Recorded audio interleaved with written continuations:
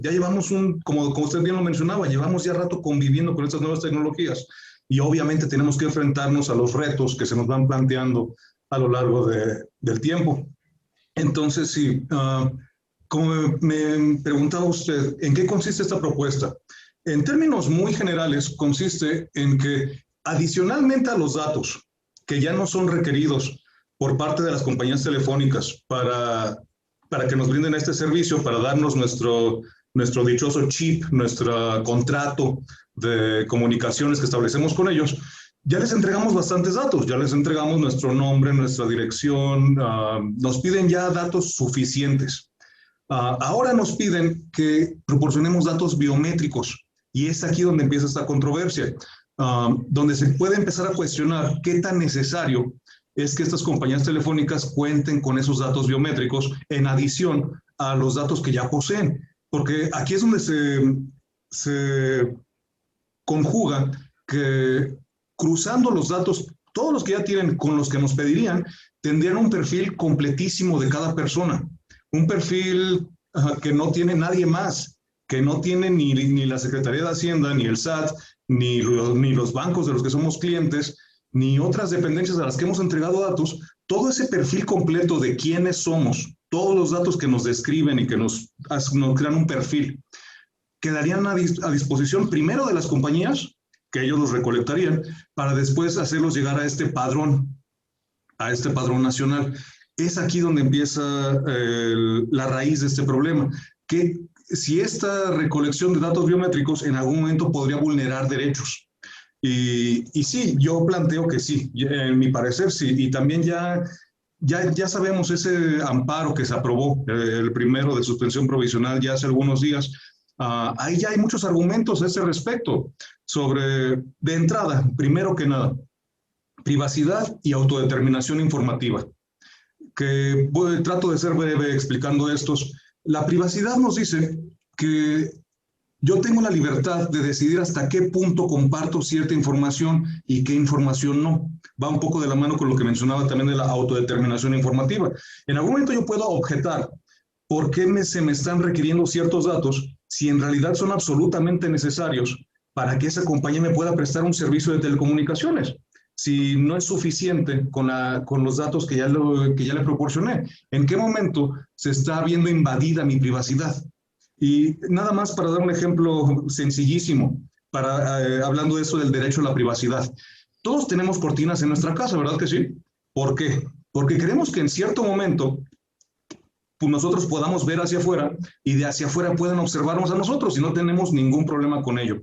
Pero en otro momento decidimos no, ya no quiero compartir más, ya no quiero que la gente sepa más de mí, cierro las cortinas de mi casa y listo, hago ejercicio y goce de ese derecho a la privacidad que tengo.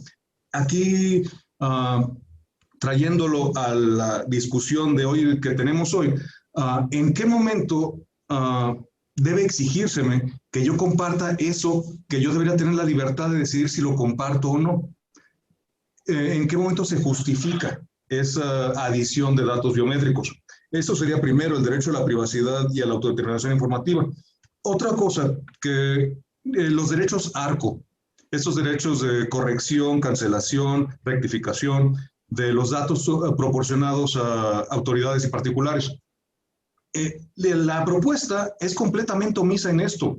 No nos dice en qué momento cómo se podrán rectificar, en qué momento se podrán incluso cancelar, cómo se destruirán esos datos. Si yo hoy en día soy usuario de X compañía telefónica, ya le entregué todos mis datos, estoy de acuerdo, ok. Pero el día siguiente o el mes siguiente decido ya no ser parte de esa compañía, ya no quiero ser cliente. ¿Cómo cancelan ellos mis datos? ¿Cómo destruyen esa información que ellos ya tienen mía? ¿Cómo me garantizan el manejo que le van a dar a la misma? Porque claro que me van a decir un aviso de privacidad larguísimo que nunca nadie va a leer. Y eso no es suficiente. Materialmente, eso no es suficiente. Ya hay muchos estudios de este respecto que dicen estas compañías, las plataformas tecnológicas, las redes sociales, abusan de esto. Abusan de decir, ya te informé en este aviso de privacidad de letra chiquitita y de 20 páginas, ya te dije cómo voy a tratar tus datos. Eso no es suficiente. Igualmente, volviendo a que de esto hablará, yo creo que la maestra Alicia, que nos decía que ella habla de ciberseguridad. Yo estoy seguro que ella quizá aborde esto después, pero a mí me preocupa. ¿De qué manera se van a proteger estos datos? Si ya sabemos que se han vulnerado, se han, por decirlo de una manera, hackeado las bases de datos que ya poseen las telefónicas y se clonan chips y con ese chip se accede a toda la información que ya tenía ese cliente depositada con confianza en esa compañía telefónica, ¿cómo garantizan ellos que esto no va a volver a ocurrir? No se habla en ningún momento de encripción de estos datos. ¿Cómo se van a proteger? Y como ya les decía, esto en conjunción con los datos que ya tienen, crea un perfil completísimo que nadie más tiene y que quizá nadie más debería de tener. Quizá aquí quiero hacer un paréntesis para decirles en qué países ya existen estas bases de datos, en las que existen todos los datos personales y además biométricos. Me acuerdo ahorita de Afganistán, Arabia Saudita, China. Y de todos estos, el único país americano que ha buscado esta recolección de datos tan desmedida, en mi opinión, es Venezuela. Sabemos que en estos países la democracia no es uno de los metas ni valores de estos estados, no es lo que ellos persiguen. Entonces, en México, que sí buscamos una democracia, tenemos otros valores, creemos en la transparencia, creemos en la rendición de cuentas, en la privacidad, que es una parte, es la contraparte de la transparencia. Entonces, no me gustaría que México se uniera a esa lista de países donde esos derechos quedan rebasados en pro de una mayor vigilancia, que sabemos que una vigilancia desmedida se convierte en control. Entonces, mi posición a este respecto es que no deberían verse vulnerados esos derechos bajo el pretexto de buscar una mejor seguridad o una mejor persecución de los delitos. Muy bien, le agradezco mucho su intervención, maestro. Y bueno, ahí pasaría a solicitarle en ese sentido su opinión experta a la maestra Alicia Edith Trejo Jiménez, pero previamente me voy a permitir también darle lectura a su semblanza. La maestra Alicia Edith Trejo Jiménez, quien hoy nos distingue con su presencia, es maestra en Derecho por la Universidad Nacional Autónoma de México, cuenta con un diplomado en Compliance por la Escuela Libre de Derecho, un diplomado en Derecho Digital por la Academia Mexicana de Derecho Informático y un diplomado en Protección de Datos Personales por la Universidad de Guadalajara.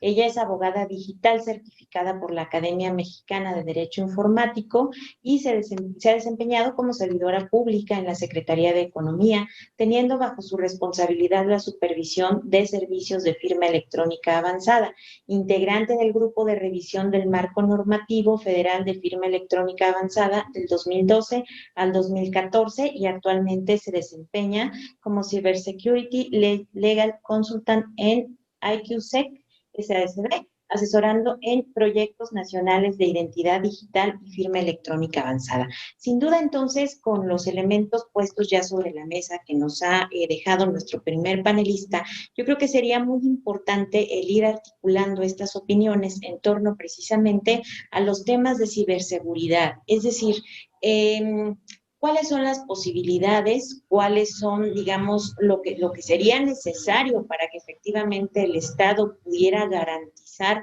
esa seguridad de todas estas bases de datos?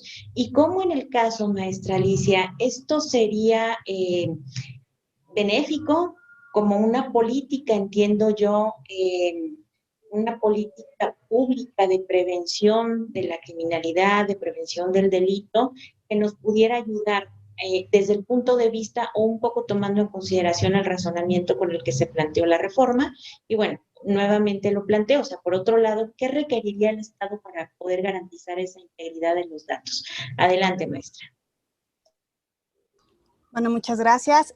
Nuevamente agradezco poder compartir este panel con todos ustedes. Bueno, respecto al tema de seguridad, primero hay que tener presente, yo creo que temas de datos. Ajá. A nivel nacional, el INEGI ya ha reportado en la encuesta sobre disponibilidad y uso de tecnologías de la información en el hogar, que hay 86 millones de usuarios de teléfonos celulares. Entonces, estamos hablando de un universo muy grande, somos 126 o 100 millones de habitantes, de acuerdo a la última encuesta del INEGI. ¿Esto qué representa? Pues representa una preocupación de toda la población respecto de qué puede pasar si esos datos sufren una vulneración o si esa base de datos no está completamente segura. ¿Por qué se da esto? Pues un tema de confianza digital. Finalmente, vivimos un antecedente con el RENAUT anteriormente, cuando se intentó implementar un registro nacional de usuarios de telefonía móvil, que bueno, lamentablemente no tuvo éxito. También tenía temas ahí que no se podía vincular realmente la identidad digital de manera indubitable, que no hubiera ninguna duda que correspondía a esa línea telefónica a una persona. No se registraron todos los usuarios y por ahí posteriormente hubo una filtración de ese registro a que llevó a su cancelación. Por parte en su momento de Secretaría de Gobernación. Entonces, tenemos un antecedente que está afectando la confianza de la población en este tipo de registros. Pero también tenemos que ver experiencias de éxito. Creo que nos hemos enfocado mucho a lo malo, pero hay que analizar qué sí ha hecho bien el Estado. Actualmente, por ejemplo, el Instituto Nacional Electoral cuenta con una base de datos de biométricos para el padrón electoral. Y ha sido una base de datos muy exitosa precisamente para evitar temas de suplantación de identidad y que ha ayudado a temas de prevención del lavado de dinero y tema de identificación de clientes. Esta base de datos es recurrida por dependencias de gobierno y también por instituciones de crédito y ha ayudado precisamente a que otras disposiciones normativas que obligan a identificar a usuarios con datos biométricos puedan tener realmente un fin exitoso. ¿En qué sentido? Les doy ejemplos. Instituciones de crédito, hay ciertas cuentas que por su monto requieren que se verifique de manera fehaciente la identidad de las personas. Se les llaman cuentas nivel 3, nivel 4, que superan, si no me recuerdo, a partir de la 3, más de 17,000 pesos mensuales de depósitos. ¿Por qué es eso? Porque tenemos otras problemáticas en México. ¿Cuáles son? Somos uno de los países que tiene más robo de identidad. En realidad, el término correcto es suplantación de identidad. Entonces, vivimos delitos en el medio digital que hacen que el Estado tenga que tomar medidas también para protegernos.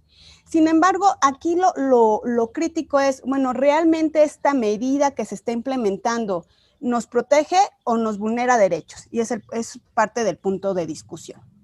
¿Qué tiene que hacer el Estado?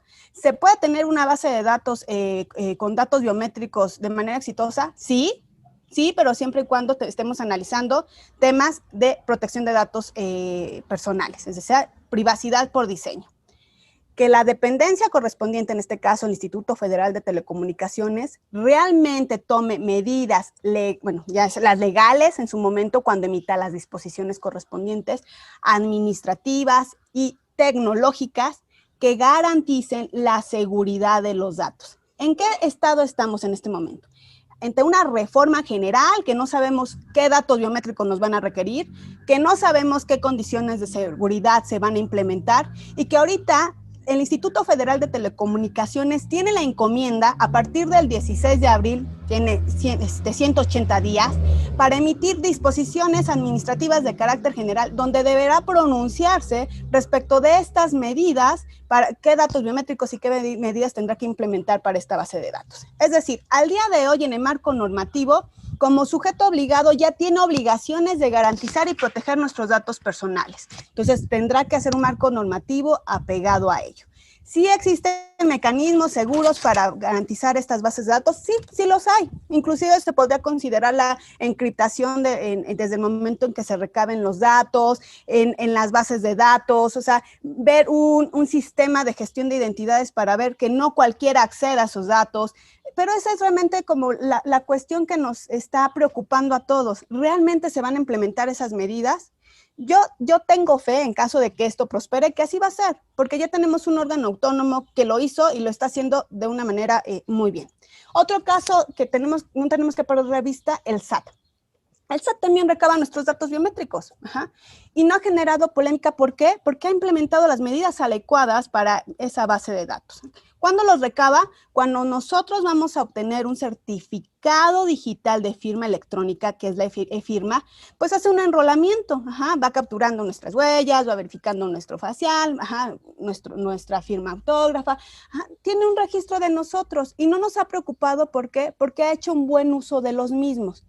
Ahorita el tema que les digo es un tema de confianza digital. Traemos ese antecedente, como sociedad pues nos preocupa que pueda suceder lo mismo, pero pues también tenemos que ser pacientes para ver cómo van a venir esas disposiciones y si realmente el Instituto Federal de Telecomunicaciones se va a llegar de expertos en la materia, y no solo en ciberseguridad, en materia de protección de datos personales para su contenido, ¿no? Entonces, bueno, eso es lo que me gustaría comentar al respecto.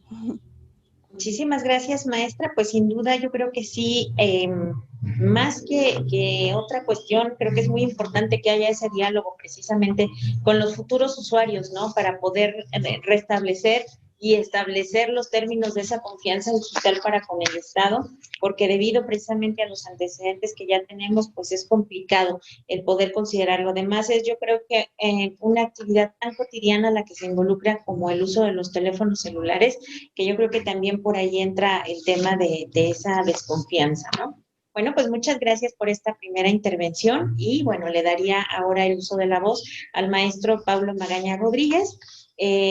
No sin antes leer también su semblanza. Él es licenciado en Derecho, egresado de la Universidad Autónoma de San Luis Potosí, de esta casa de estudios. Él es especialista en evaluación inmobiliaria, titulado con mención honorífica, egresado de la Universidad del Distrito Federal. Tiene una especialidad en evaluación de maquinaria y equipo, como egresado de la Universidad del Distrito Federal, maestría en la Universidad Panamericana en Propiedad Industrial, Derechos de Autor y Nuevas Tecnologías. Es el corredor público número 5 del Estado de San Luis Potosí, mediador privado certificado con fe pública número 272 del Centro de Justicia Alternativa de la Ciudad de México.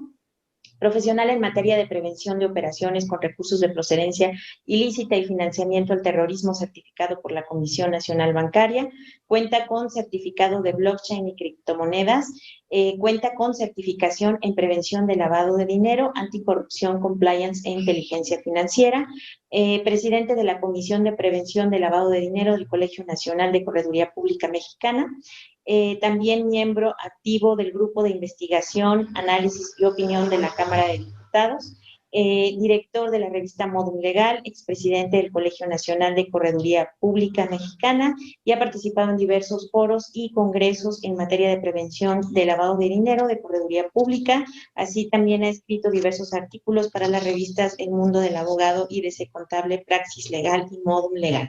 Pues nuevamente, un gusto tenerte por aquí con estas opiniones, y bueno, pues con esta gran capacidad y perfil que tienes desarrollada para estos temas. Pablo, bienvenido. Y bueno, pues propiamente igual, con la misma dinámica, con la idea de ir retomando las ideas que se virtieron anteriormente, pues hablar dentro de tu perspectiva. ¿Tú consideras precisamente que esta pues implementación es algo que jurídicamente tenga la certeza de darse? Y bueno, hablando precisamente de lo que es la salvaguarda de los datos, en el caso de que no fuera aplicado adecuadamente, ¿cuál es la responsabilidad que tiene el Estado para el caso de que no se cumplimente? Adelante.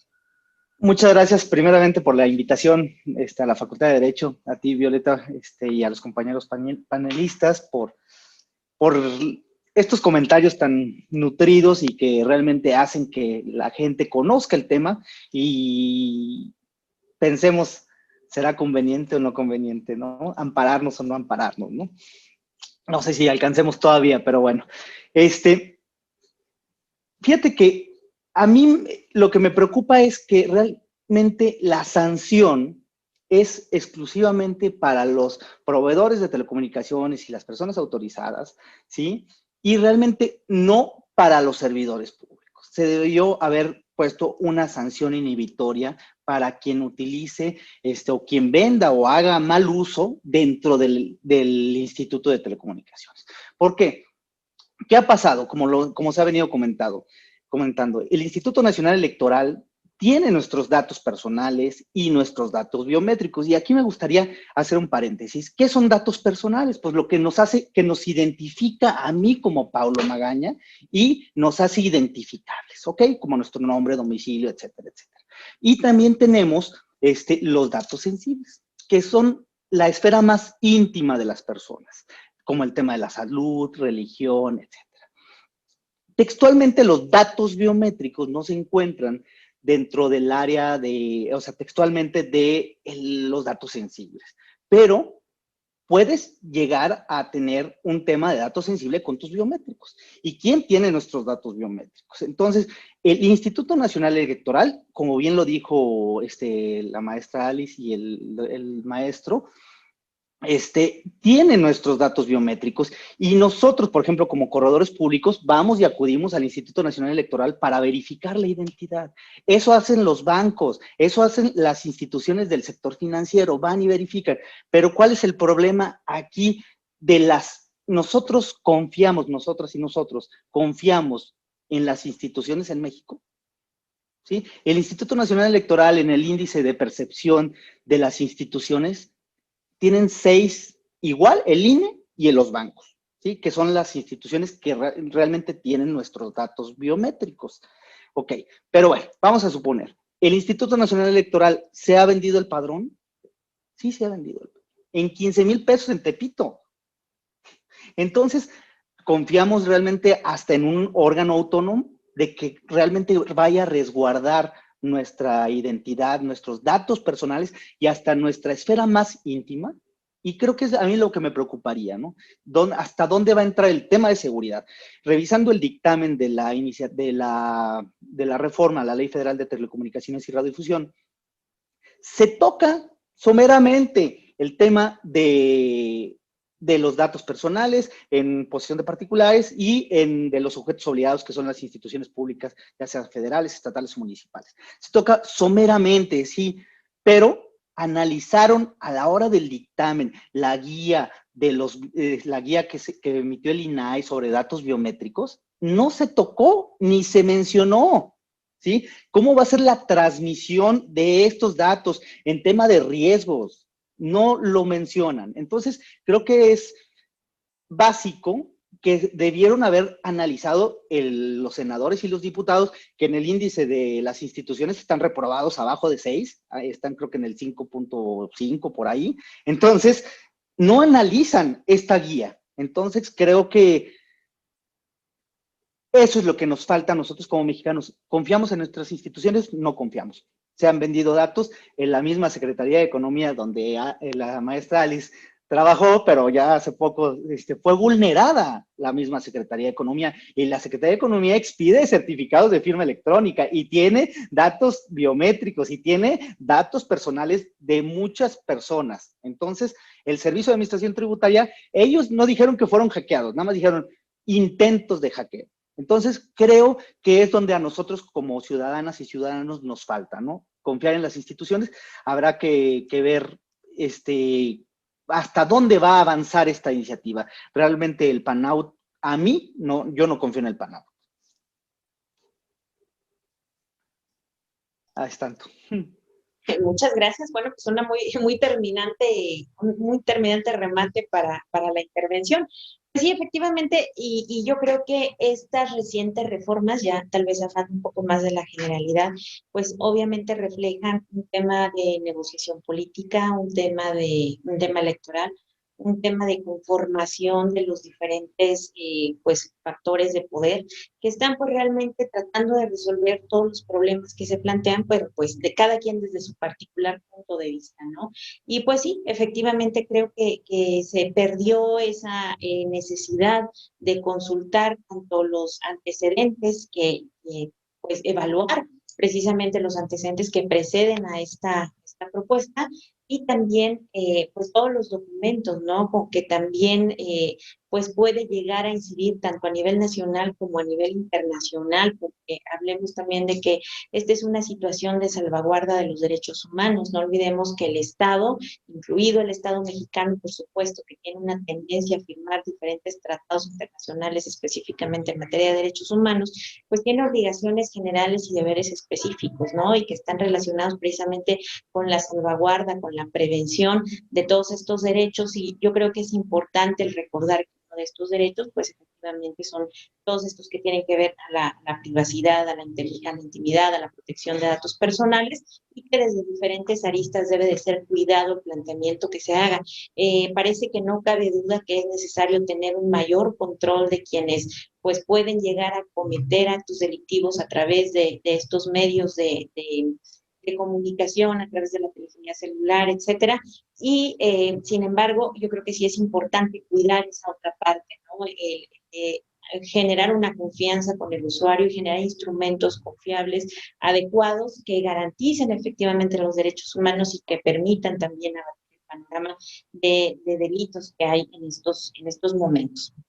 Bien, bueno, pues ha sido yo creo que bastante contundente la participación de cada uno de ustedes al tenor de las preguntas. La siguiente parte de este panel pues sería invitarlos en alrededor de 4 o 5 minutos que nos dieran precisamente las conclusiones de su posicionamiento en torno a este tema, ya como una cuestión general, y obviamente preguntarles a ustedes cuál es el futuro que le avisoran a esta propuesta.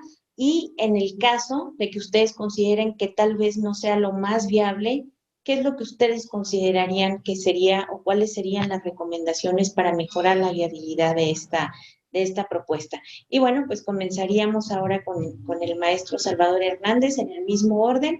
De 4 a 5 minutos, maestro, adelante para las conclusiones. Gracias, doctora. Sí, creo que ya discutimos muchos temas de fondo respecto a este padrón, posible padrón. Yo me uno me adhiero a la posición que toma el maestro Paulo, lo veo completamente inviable. Y el INAI promoverá pronto esa acción de inconstitucionalidad, no veo futuro para él. No veo sobre todo la razón de ser del mismo. Y ahí quiero detenerme un poquito, como les decía, ya hablamos del fondo de esto. Vámonos a lo más pragmático, vámonos a lo más cotidiano. Vamos a ver.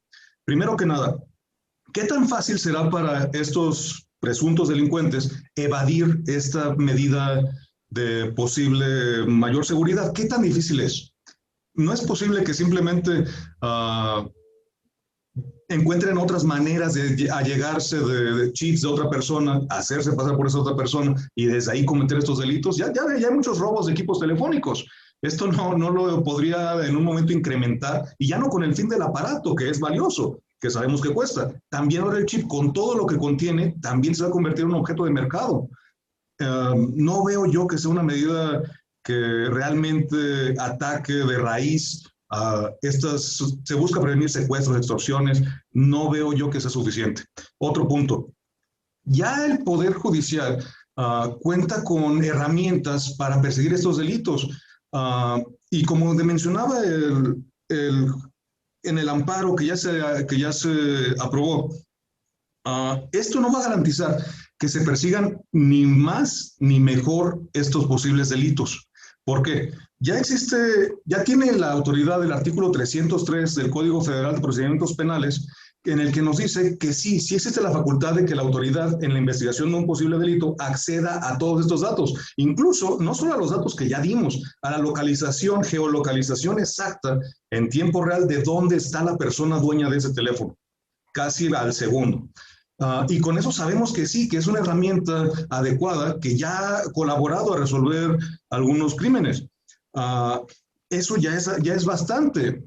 Asimismo, estas solicitudes son obviamente fundamentadas, motivadas sobre una persona en específico, no sobre la colectividad. No sobre todos, en todo momento saber todo sobre todo, sino simplemente sobre esta persona presunta delincuente. Quiero saber toda la información que tu compañía telefónica tiene sobre ella. Otra cosa, quiero diferenciar un poquito entre con qué finalidad yo le di a mi banco, con qué finalidad le di mis biométricos. Finalmente se la di con un afán de autentificar o autenticar mi identidad y poder acceder yo a mis cuentas de banco y que nadie más pueda hacerlo. Igualmente al INE, igualmente al SAT, solo yo puedo acceder a ellas, autenticar que yo, Salvador, soy esa persona que debe tener acceso a esa información y nada más yo. ¿Hasta qué punto ha llegado esto? Hasta el punto de que mi password ya hasta se me olvidó. Lo que uso ahora para acceder a mis cuentas de banco es mi huella digital. Ese es ahora de facto mi password para acceder a mi información bancaria. Ese mismo password se lo voy a dar, y no soy el único, sé que muchas personas por comodidad acceden a esto. Ese password se lo voy a otorgar a través de este padrón a cuántas más personas. Pensemos en eso un momentito. También yo veo que el afán es más de identificación de personas que de autenticación, como decía yo anteriormente. Aquí ya es una opinión un poco personal, que esta propuesta, aunada a otras propuestas que ya hemos escuchado de la administración actual, me viene a la mente la de las redes sociales, que fue muy sonada hace algunos meses. Me parece como ir poniendo la mesa para ir quizá dejando de lado la promoción, respeto y protección de ciertos derechos humanos, de una manera, podría pensar, sistemática. Entonces, finalmente me adhiero completamente al compañero Pablo Magaña, completamente en contra de esta propuesta. Termino así. Muchas gracias, doctora. Pues muchas gracias. Yo quiero destacar en estos puntos que mencionaste, ¿en cuánto tiempo esta aparente herramienta podría verse rebasada precisamente por estas prácticas continuas de actualización que desafortunadamente llevan a cabo también y que a veces nos dejan bastante trecho, pues aquellas personas que se dedican a estos temas de la delincuencia organizada, ¿no? Y con delincuencia organizada no solamente estamos hablando de lo que normalmente concebimos como los grupos que se dedican al narcotráfico y a todas estas actividades ilícitas que bien conocemos y que violentan a nuestra sociedad actualmente, sino también para otros fines que tienen que ver con la ilicitud y que a veces, bueno, pues no necesariamente esas personas que nosotros de alguna manera visualizamos como personas que cotidianamente lo hacen, sino cualquier otra persona para otro uso diferente.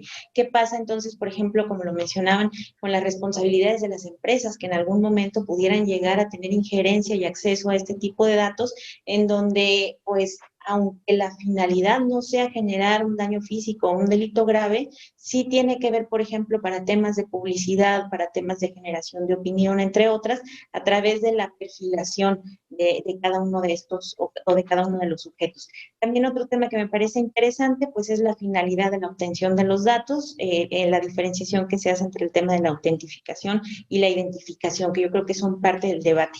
Y como lo mencionó maestra Alicia, muchas gracias maestro Salvador, como lo mencionó maestra Alicia desde el principio, pues yo creo que lo que vale aquí es precisamente escuchar a las diferentes voces que tienen esta expertise sobre los temas y que tienen puntos de vista también diferentes. Y bueno, aquí me gustaría preguntarle de manera de conclusión, precisamente cuál es el futuro que usted le ve a esta propuesta, que ya es una reforma, pero la venimos manejando tal vez en nuestra mente toda una propuesta, porque sabemos que hay una oposición fuerte que ya se está yendo para ser resuelta con las autoridades jurisdiccionales y a la cual todavía le estamos como esperando, ¿no? A ver qué es lo que está pasando.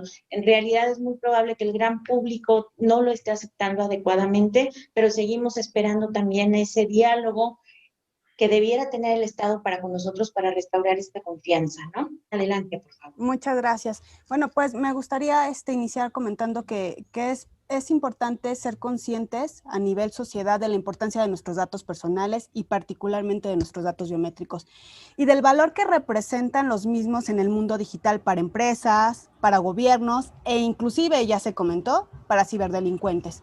En este último caso, porque nuestros datos pueden tener un valor económico en el mercado ilegal. Entonces, esto nos abre el debate a que si se va a implementar en caso de que así suceda, pues realmente se tengan medidas de ciberseguridad. ¿Y por qué digo si se va a implementar? Porque en los transitorios de la reforma viene un imperativo para el Instituto Federal de Telecomunicaciones de que en 6 meses deben estar emitidas las disposiciones de carácter general para que sea posible la implementación del Padrón Nacional de Usuarios de Telefonía Móvil. Y posteriormente, en 6 meses más, comenzar a recabar los datos biométricos. Es decir, independientemente de los amparos que protegen al quejoso que los interpone o de la acción de inconstitucionalidad que ya interpuso el INAI y que ha sido avalado por el Sistema Nacional de Transparencia, en el que están o forman parte todos los órganos garantes del Estado mexicano, tendremos que esperar la resolución del Poder Judicial, pero a la par no se va a detener la discusión interna y la emisión de estas disposiciones o en su caso de la implementación. Es decir, estamos a la expectativa como sociedad de qué sucederá sobre el debate de la constitucionalidad del padrón y de la reforma y sobre qué sucederá respecto a la posición del Instituto Federal de Telecomunicaciones respecto a la implementación. Ahora, ¿por qué es importante este tema? Porque nuestros datos biométricos, y yo lo dijo bien el maestro Paulo, es algo que nos identifican de manera única, son universales, únicamente nos pertenecen a nosotros. Es decir, forman parte de nuestra identidad digital. Recordemos que son esas propiedades físicas, fisiológicas, de comportamiento o rasgos de personalidad atribuibles a una persona única. Mis huellas digitales, mis rasgos faciales, mi iris, mi voz, mi ADN. Entonces, determinar qué datos biométricos se podrán o no implementar en este padrón es importante por el grado invasivo que puede tener y por la proporcionalidad. Es decir, realmente requiere el Instituto Federal de Telecomunicaciones tener mis datos biométricos para otorgarme o para que me sea otorgada una línea telefónica. Ahí comienza el debate. Realmente es proporcional la medida, dice la reforma, el fin, y dice, el único fin del padrón será colaborar con autoridades judiciales y de seguridad en la persecución e investigación de los delitos. ¿Por qué se da esto? Por los delitos de extorsión y de secuestro que se han suscitado y que inclusive datos oficiales se tienen, que ha habido 4.6 millones de delitos, de los cuales 86 han sido extorsiones, delitos de extorsión, de los cuales 86% han sido extorsiones telefónicas. Entonces, tenemos una problemática. El Poder Legislativo consideró que de esta manera se podía solucionar. Como bien dice el maestro Salvador, hay otros mecanismos, efectivamente. Ya el marco normativo prevé en el Código Nacional de Procedimientos Penales que debe haber una colaboración de los concesionarios de telefonía móvil respecto de las autoridades cuando necesiten tener los datos de geolocalización de un dispositivo móvil. Pero ahí hay una problemática. ¿Cómo atribuimos sin el padrón ese dispositivo móvil a una persona física determinada? No tenemos manera. Por eso es que están tratando de implementar pues una vinculación con biométricos, porque la identidad digital, eso que me distingue de manera única, es lo único que me puede vincular a ese dato biométrico. Sin embargo, no es la única solución. ¿Por qué? Porque los delincuentes van a buscar otras maneras robando celulares, no sé, tráfico ilegal de chips, teléfonos satelitales, otras maneras de extorsionar. Y entonces estamos ante una problemática del principio de presunción de inocencia. Nosotros como sociedad vamos a ser considerados como delincuentes y por tal efecto tienes que tener mis datos para que tú puedas perseguir e investigar los delitos. Esa es una problemática. Otra problemática, el derecho de acceso a las tecnologías de la información, a las telecomunicaciones. Si la sociedad decide, o parte de la sociedad, no acceder a este padrón, se va a generar una brecha digital. Finalmente, el Estado tiene la responsabilidad de incluir a las personas en el acceso a su derecho a la información y a las tecnologías de la información. Entonces, genera otro debate. Proporcionalidad. ¿La medida que estás implementando, gobierno, es proporcional para el fin que buscas? Ese es otro debate que se está dando. Proporcionalidad en el tratamiento de datos personales. ¿Requieres necesariamente mis datos biométricos para que me otorgues una línea telefónica? Entonces, bueno, ¿qué es lo que veo a nivel viabilidad, a nivel futuro del padrón? Pues creo que como sociedad tenemos que ver esa respuesta que haya de la acción de inconstitucionalidad. Tenemos que esperar también que, y bueno, yo tengo la esperanza del que Instituto Federal de Telecomunicaciones en esa encomienda legal que tiene, se allegue de expertos para implementar las medidas adecuadas, porque las hay a nivel tecnológico, así como avanzan los ciberdelitos, también avanzan medidas tecnológicas para tener seguridad de la información, para tener medidas de ciberseguridad. Es cierto, ninguna organización pública o privada o nosotros como particulares estamos exentos de un ciberataque. Eso es cierto. Telefonías internacionales, inclusive empresas de ciberseguridad, ¿han sufrido ciberataques a nivel internacional? Sí, pero el punto es estar preparados y tener realmente un tema, yo diría, de compliance, buenas políticas, prácticas, para realmente reaccionar y evitar que eso suceda. Encriptación, bases de datos, controles, ya decía yo, sistemas de autenticación, sistemas de gestión de acceso a las bases de datos. Hay mecanismos, hay muchos mecanismos, ajá. También el gobierno va a tener que trabajar en esta parte de la confianza que ya se ha venido señalando y que inclusive vienen los transitorios de la reforma. Concesionarias tendrán que irse acercando a la población para, pues, decir cómo va a ser toda esta transición. ¿Por qué? Porque en un plazo de 2 años, contados a partir del 16 de abril, todos, absolutamente todos los que teníamos ya líneas telefónicas, vamos a tener que estar integrados a este padrón en caso de que su implementación siga su curso y en caso de que la acción de inconstitucionalidad no proceda. Muchas gracias, doctora. Muchísimas gracias, maestra. Pues sí, efectivamente usted ha puesto el punto de la discusión en varios temas importantes.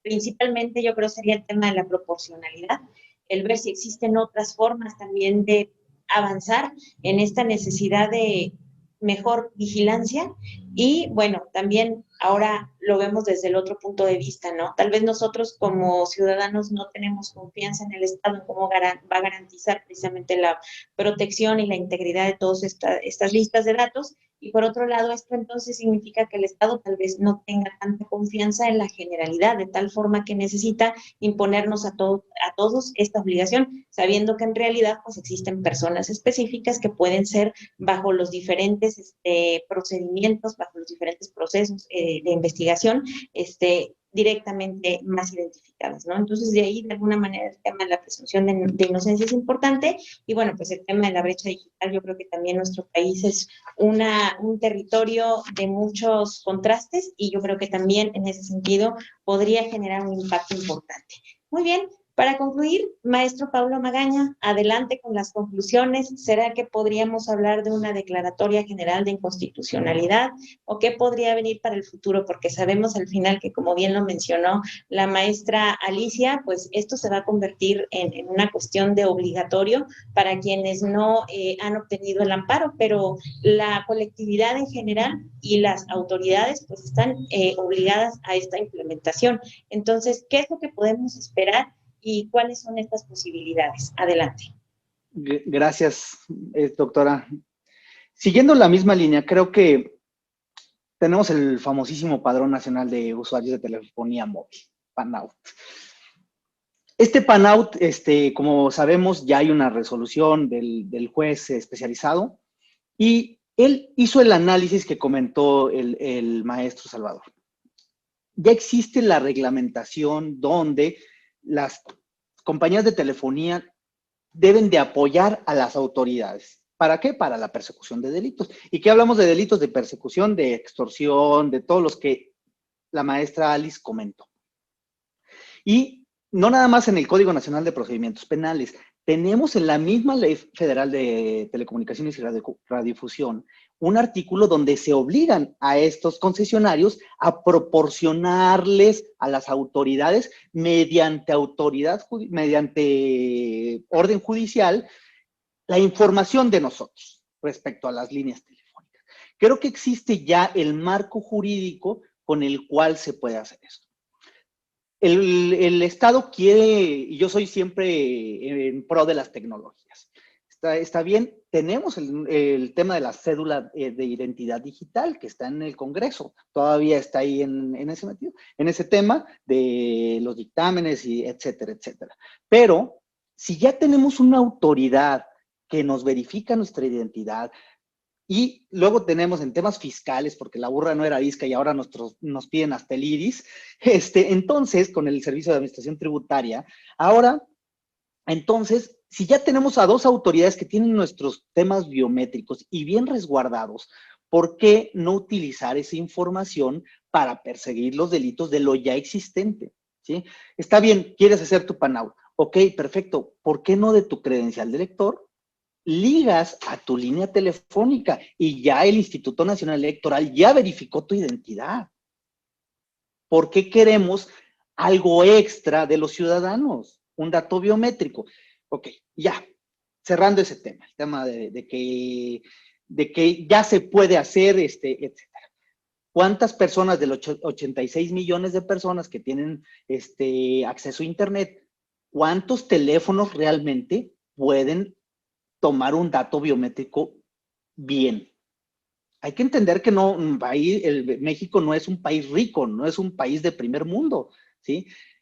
Obviamente hay personas que sí tienen la capacidad para comprar un teléfono. Hay personas que tienen ahí un teléfono que no puede tener el tema de un dato biométrico, tomarlo fácilmente. Entonces, creo que ese punto es importante, la economía del país o el tema de las personas grandes. Van a quitar líneas, por ejemplo, de mi madre que tiene un celular porque no sabe más que marcar.